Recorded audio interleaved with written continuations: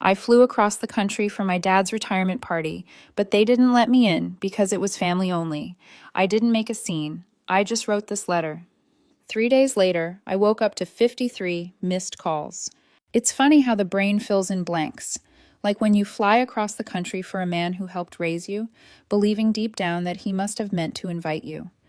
That there must have been a mistake, typo, a missed email, a last-minute change of plans. He forgot to tell you about something. Anything but the truth you don't want to face. I landed that morning, still jet-lagged, in a city that didn't feel like home anymore. My heels clicked across the marble floor of the event hotel while I tried to steady my nerves. I'd picked out a simple dress, brought a tasteful bottle of scotch, and tucked a card into an envelope I hadn't sealed yet. The envelope also contained a check that I hadn't told anyone about, not even my therapist. I had been preparing myself to feel out of place. What I wasn't prepared for was not being allowed in at all. The receptionist smiled politely. Too politely. That kind of forced customer service smile people use when they're about to ruin your afternoon. Name? Eva Carter, I said, smoothing down my dress. I'm here for the retirement party. Daniel Carter. Her eyes flicked down the list on the clipboard, scrolled again, then she frowned. I don't see you on the list. I blinked. Sorry, it's probably under family. I'm his daughter. Her mouth opened, then closed again. Right, of course. Just a moment. She tapped her headset and mumbled something I couldn't hear. Then she looked at me again, all compassion and discomfort. Someone will come speak to you. That was the first red flag. But you know what they say, love is blind and sometimes dumb as hell. So I stood there, awkward and smiling, while guests breezed past me in designer suits and cocktail dresses. A woman in a glittery gown walked by, holding a balloon bouquet that said Bon Voyage. I stood there holding my scotch and my envelope like a kid who'd showed up to the wrong birthday party. Then a hotel staff member appeared and asked me to follow him. I thought I was being taken inside.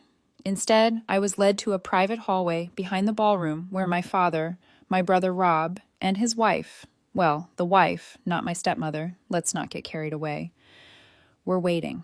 My father's arms were crossed. Rob looked like he had just sucked a lemon, and the wife was pretending to check her phone, like maybe she could text her way out of being complicit. I laughed, because of course I did. What else are you supposed to do when your own family gives you the "we need to talk" face, like you're the one who's ruined everything? Oh, hi, I said. Is this the VIP entrance or Ediame? Dad didn't even crack a smile. Ava, this is a private event. It's for family. I stared at him. You know I'm your daughter, right? Unless there's been some Maury-level reveal I missed. Rob rolled his eyes. Don't make a scene. I looked down at the gift bag in my hand, the neat little card sticking out of the envelope, and then back up at the people who were supposed to love me. You invited the Hendersons, I said. They live 2 doors down and once tried to sue us over a tree root. It's about chosen family, Dad said quietly. There was the phrase that launches 1,000 therapy bills. I flew across the country, I said, still hoping idiotically that someone would stop this, that someone would say, Ava, this is a misunderstanding. Come in, have some shrimp cocktail. But they didn't. You made your choices, Dad said. We wanted tonight to be peaceful. Peaceful as an Eva-free. Rob looked smug. His wife offered me a half-apology smile, like, sorry you weren't cool enough to make the cut. And that was it. I stood there in heels that were starting to pinch and said nothing. Because what do you say to a father who uninvites you from his life but still thinks he deserves your respect? I could have shouted. I could have demanded a reason. I could have flung the gift bag at Rob's face just to see if his man bun cushioned the blow, but I didn't. I walked out without looking back, past the lobby, past the bartender setting up champagne flutes. I passed the cardboard cutout of my dad holding a fishing rod next to the sign that said, "The adventure begins." And I found a cafe down the street where I could sit without anyone expecting me to smile. I didn't even order coffee, just sat at a corner table, pulled out the envelope, and stared at the check inside. I had written it 2 nights ago. Enough money to cover a luxury cruise. Enough to say, despite everything, I still care. I hadn't sealed it because I wasn't sure I was ready to give it to him. Well, that decision was made for me. I pulled out a pen from my bag, uncapped it, and wrote "Void" in large black letters across the check. Then I flipped over a napkin and started writing. No plan, no outline, just the kind of honesty you can only write when you finally run out of energy to pretend it didn't matter. What the letter said wasn't important. What mattered was that for the first time in years, I wasn't trying to earn a seat at a table where I was never truly welcome. I wasn't family, remember? Just the girl standing outside the ballroom, holding the door open for other people's happiness. But I wasn't crying, not anymore. I was writing. And for the first time in a very long time, I knew exactly how this story would end. There's a moment after a betrayal where your body reacts before your brain catches up. For me, it happened the second I wrote void across the check. My hands were steady, which was weird considering my stomach felt like it had just fallen through the floor and landed somewhere near baggage claim at the airport. I sat there in that cafe, pen in hand, staring at the word like it was more than just ink, like it was a spell or a confession, or maybe a severed lifeline finally snipped. Because let's be honest, I hadn't just voided a check, I'd voided a relationship. The kind of relationship that some people might glamorize in Hallmark movies, but in reality, it had all the warmth of a tax audit and all the consistency of a toddler's mood. But to understand why it hurt so much, you'd have to rewind. Not all the way back, just far enough to see how love works in my family. It's like a vending machine. You put something in, money, loyalty, a favor, and if you're lucky, you get something sweet, a smile, a love you kid, maybe even a compliment about your hair if the stars align and Mercury isn't in retrograde. But if you don't pay up, if you hesitate, if you dare to question the transaction, well, then the machine spits your quarter back out, calls you selfish, and tells everyone you're dead to it. My dad was the CEO of Emotional Vending Incorporated. When I was a kid, he used to call me his little star, usually when I won something, spelling bee, piano recital, perfect attendance. He'd brag about me at barbecues, slap me on the back like I was a miniature stock portfolio performing well. But when I got sick in ninth grade and missed 2 weeks of school, suddenly I was too dramatic. He told people I had a flair for exaggeration. I was literally in the hospital with a fever of 103, and he joked that I just wanted attention. Funny thing is, he wasn't wrong. I did want attention. I just didn't think I had to earn it by nearly dying. Then there was Rob, the chosen one, the Messiah, the human golden retriever. He could wreck the car and Dad would say, "He's young, he'll learn." I got a parking ticket once, won, and Dad called me irresponsible and asked if I even understood how money worked. Of course, that didn't stop him from asking me for money when things got tight. Yeah, let's talk about that, shall we? Fast forward to adulthood. I moved out at 18 the minute I could. Not because I was brave, because I was exhausted. Home was like walking on eggshells in a minefield while blindfolded. You never knew what would set him off. I got a job, I moved to another city, and eventually I started to breathe again. But the calls kept coming. At first it was just the occasional guilt trip. You never visit, Rob misses you. Your mother's turned him against me. Then came the small asks. Could you help cover the electric bill this month? I forgot to renew the car insurance. Can you spot me? And then the bigger ones. Medical copays, emergency vet bills for the dog, a mysterious loan that was just until next payday. A payday that shockingly never arrived. Me? I paid. Not because I was rich. I wasn't. But because I thought maybe, just maybe, if I kept showing up, if I kept saying yes, he'd look at me like I mattered. Spoiler alert, he didn't. He looked at me like a bank account with bad boundaries. I didn't even realize how much I'd contributed until I tallied it all last year. I'd covered nearly 9 months of his rent, piecemeal of course, so it never felt like too much at once. I'd paid off a dental procedure for his wife. I'd co-signed for Rob's used car when Dad's credit didn't cut it. And the big one, I covered the deductible when he crashed his boat into a dock because he was tired and the sun was in his eyes. You'd think I'd have learned by then that the vending machine wasn't broken. It just never had anything for me to begin with. But nope, I kept trying. Until 2 months ago, when he called and said he wanted to retire early. 60 was just around the corner, he said, and he wanted to see the world while he still could. Before the knees give out, he joked. I laughed, because that's what I do when I feel cornered. And then he hit me with it. He wanted to take his wife on a cruise, a long one, multi-country, the trip of a lifetime, and he wanted my help financially. You're still young, he said. You've got years to earn it back. I just want this one thing before I go. Before he goes like he was dying, like this was his make-a-wish. I hesitated. I told him I'd think about it, and the next day I got a text that said, "You've made it clear where you stand. Good to know." Classic vending machine. Didn't get the snack. Must be broken. We didn't talk after that for weeks, not even when I RSVP'd to the party. Well, I tried to RSVP, never got a response. I told myself it was just Dad being distracted, that maybe he was mad, but he wouldn't actually cut me out. Which is why, when I bought the ticket, packed my bag, and flew across the country, I slipped that check into the envelope anyway. Because I was still that kid trying to buy her way into a hug. But that hallway scene, that moment when he looked me dead in the eyes and said, "This is family only," it finally broke something in me, not like a plate shattering, more like a slow, quiet crack that had been there for years, finally splitting all the way through. So yeah, I voided the check, but not out of revenge, out of relief, because for the first time in my life, I saw it clearly. I wasn't walking away from love. I was walking away from a performance, one I'd been cast in without my consent, and I was done auditioning. There's something weirdly satisfying about writing a letter with no intention of sending it, except this time I was absolutely sending it. I wrote it in a cafe that smelled like burnt espresso and regret, scribbling onto hotel stationery I had yanked out of my purse, the kind they give you in the welcome folder with your room key, like, "Here's a robe and a pen, pretend your life is together." The pen was running out of ink halfway through the second paragraph. I considered taking it as a sign. Then I reminded myself that signs are for people who still think life is fair. I crossed out a line, rewrote it with more venom, then looked down at the check again. I hadn't written void just once.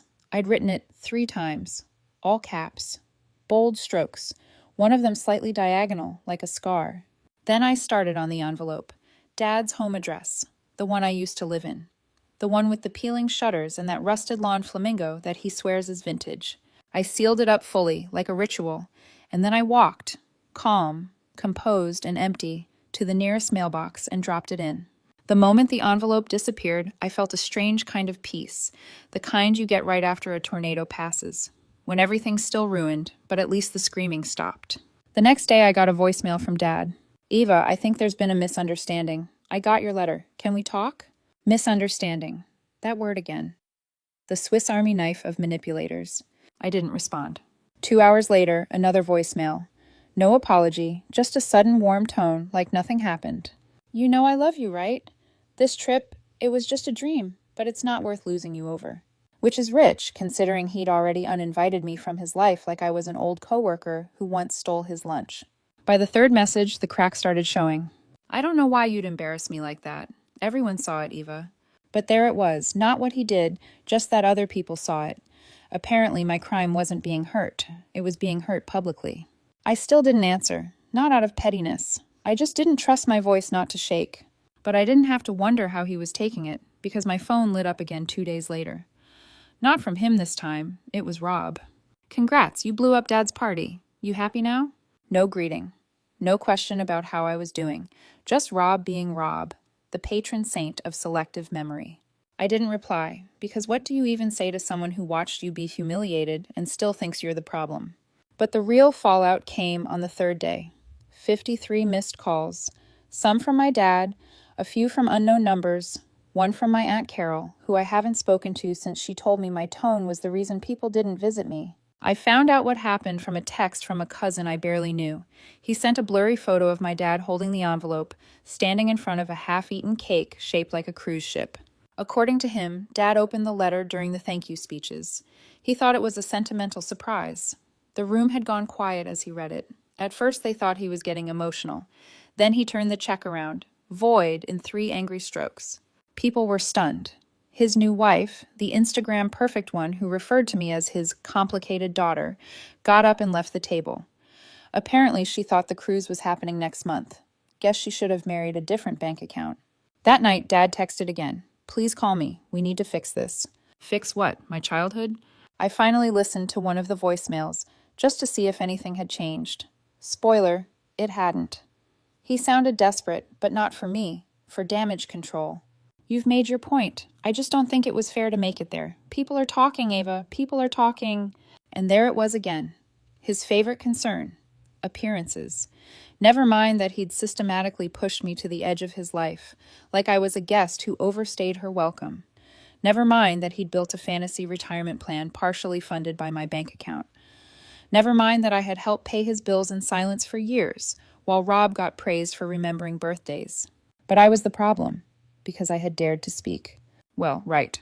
The next few days were wild. I found out from a mutual friend, Reed, someone who used to babysit Rob's kids and now sends me thinking of you memes when drama explodes, that Dad's wife had packed up her things and moved out. Apparently, she'd already posted a vague Instagram story with the caption, "Sometimes the vacation you need is away from the people who hold you back." Subtle. I'm not saying she was a gold digger, but if the gold did disappear, she wasn't sticking around for the mining. Then came the real kicker. Dad canceled the cruise. No dramatic announcement, no apology, just a quiet cancellation and a frantic attempt to apply for a new job. Because, as it turns out, when you burn bridges with the one person secretly holding your financial scaffolding together, things collapse fast. I didn't even have to lift a finger. Just one pen, one napkin, one envelope, and suddenly, the man who told me I wasn't family was dealing with the consequences of not having one. The irony? I would have given him the check. I wanted to, even after everything. Even after the guilt trips and the exclusion and the "you made your choice" garbage. Some part of me still wanted to believe there was love under all the manipulation. But there wasn't. There was just need, expectation, control, dressed up as affection. And now there's silence, which, oddly enough, feels like the first honest thing we've shared in years. You know that moment in a horror movie where the monster is finally gone, but the protagonist still checks under the bed just to make sure? That was me, staring at my phone. I didn't answer any of the 53 calls. I didn't need to. The voicemails were more than enough. Dad sounded like a man who'd realized his parachute wasn't packed and the ground was coming up fast. First message, gentle, charming. "Eva, sweetheart, can we talk? I think there's been some kind of misunderstanding. You know I love you." Second message, slightly cracked around the edges. "You didn't have to do it like that. That was cruel. People are asking questions." Third message, "You've made your point. You embarrassed me in front of everyone. Congratulations." Ah, there was the real problem. I'd shattered his illusion, his perfectly curated fantasy, where I was still in the wings, waiting to play the dutiful daughter. Fourth message, full desperation. "I know I've made mistakes, but don't do this. We need to talk before this gets out of hand." Before what gets out of hand? I wasn't sure until I got a text from Rob.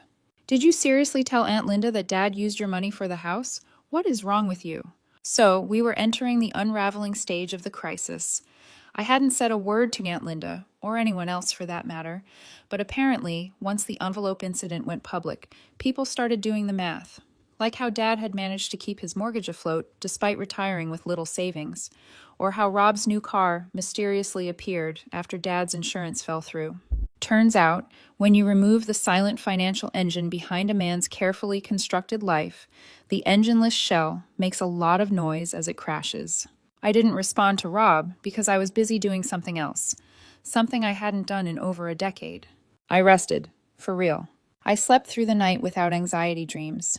I stopped checking my phone every 5 minutes, waiting for a guilt missile. I even went to brunch like a normal person, with bottomless mimosas and zero sense of dread. But peace never lasts long when a manipulator is spiraling. A week later, I got a message from a number I didn't recognize. "Eva, this is Carolyn, your dad's HR rep. He listed you as an emergency contact. He's trying to apply for a contract position and needs your tax documents for some reason." I stared at the text like it had personally insulted my IQ.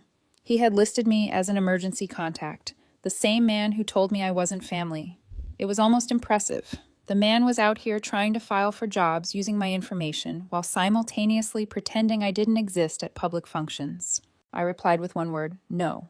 5 minutes later, a call from an unknown number. I didn't answer. Then came a string of texts from Dad. "I just need your help for a little while. This isn't permanent. Don't be cold, Eva. I'm your father." Ah, the classic hits.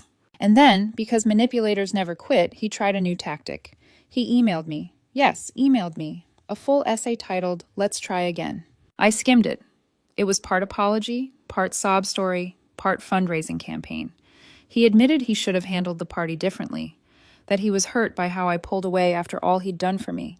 He said retirement hadn't gone as planned, no kidding, and that he was now looking at downsizing, maybe a small apartment near Rob. Poor Rob. Can't wait for that bundle of joy. He ended the email with this gem.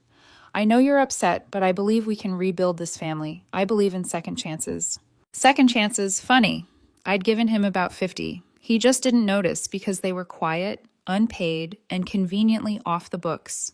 That same day, I got a message from his now ex-wife. Short, brutal. Hope the check was worth it. He was never going to take me anywhere. Guess she found out that retiring to travel was just code for hope my daughter bails me out again.